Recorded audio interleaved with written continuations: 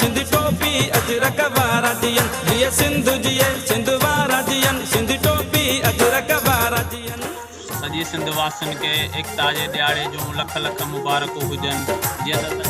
HRJDO news ते ताज़ा तरीन अपडेट्स ऐं ख़बरुनि जो सिलसिलो हलंदड़ आहे। हींअर रुख़ कयूं था तालका हैदराबाद जो, जिते UC बारचाणी जे ॻोठ हेमू पोटरा में एकता जो क़ौमी ॾींहुं वॾे जोश ऐं ख़रोश सां मल्हायो वियो।